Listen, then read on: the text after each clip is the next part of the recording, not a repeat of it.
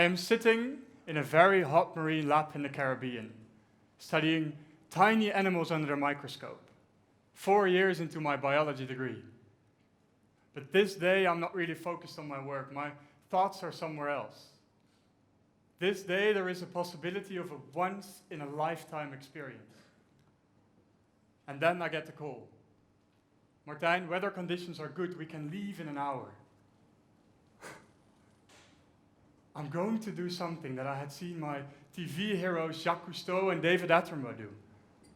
I'm going to dive 300 meters below the sea level in a tiny submarine. I squeeze myself through the small opening and the valve is closed. As we descend, I see the beautiful and familiar coral reefs around me. And we go further down and everything becomes darker and darker. We are descending into a world where sunlight never penetrates. At 300 meters we stop, and big lights open up this new world. And what is the first thing I see? A beer bottle. I really wasn't expecting that. I envisioned amazing deep sea fish instead of this trash. I realized that over and over and over, I'm not studying fascinating ecosystems. I'm studying the negative effects of humans on these ecosystems. Why would we negatively impact the very ecosystems we depend on? It made me very upset. So that day, 3 years ago, I realized that things needed to change. And I was determined to get involved. I was determined to create a better future for our world. And I was determined to be part of those solutions at an international level. So I applied to become the new Dutch youth representative to the United Nations, and I got elected. So I exchanged my scuba diving suit for a diplomat suit. The first big event I am attending is the Climate Summit in Marrakesh. I am super excited. I've heard that 30,000 people are attending the conference, and among them a lot of world leaders. 30,000 people with the same passion as me, fighting for environmental issues. I'm expecting to see many peers, young people like me who will have the most interest in preserving this planet, as we will still be living on it 50 years from now. But for some reason, I only see a handful of young people. And I wonder why. So, eager as I am, I decide to ask different countries why they didn't bring youth delegates. India sounds like a good starting point, so I request a meeting. No. The UN is no place for young people. I'm shocked to hear that. We're talking about our future and we have no right to even discuss it. But the Indian woman stands firm. Sorry, but the UN is just no place for young people. And she isn't the only one telling me that, unfortunately. I find out that the average age of a parliamentarian worldwide is 53. 2 out of 3 countries do not even consult or involve young people when preparing for their national development plans. It sounded ironic. At that conference, everyone is talking about that free source of energy, namely the sun, that needs to change the world into a green future. But there is another free source that almost no one is talking about. Free young talent. So for 2 years, I've been attending numerous UN conferences and worked with many organizations. And I asked people why they didn't take young people more seriously. So where are the young people in the room, born in 1980 or later? Hello, millennials. Well, the answer I got is a little bit worrying, so be prepared. They see us as selfish, narcissistic, lazy, social media addicts. Yeah, no wonder they don't take us very seriously, right?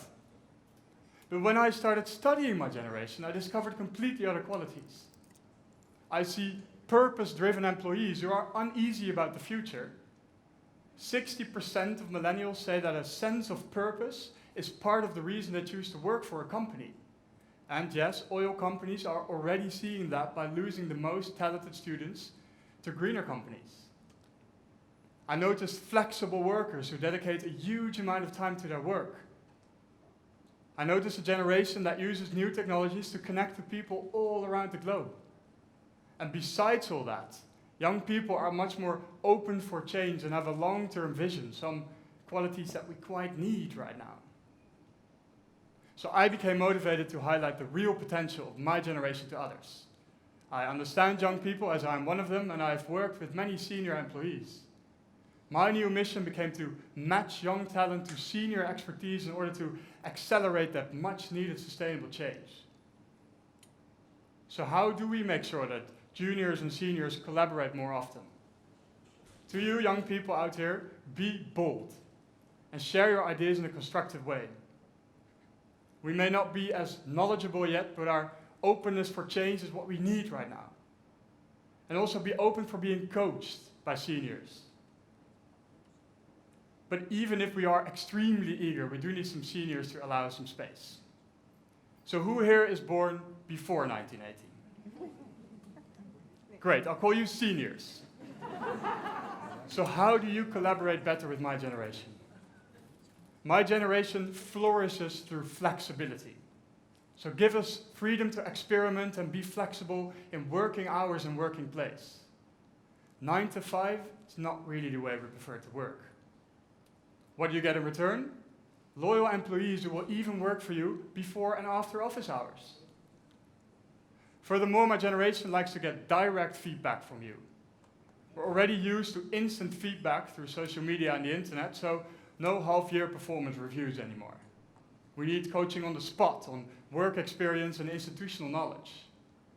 And this can go both ways because we can coach you in fresh creativity and technology skills. And what else do you get in return? Due to that quick feedback, your organization's change rate will actually accelerate.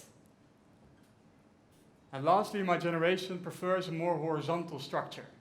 We're very motivated for collaboration.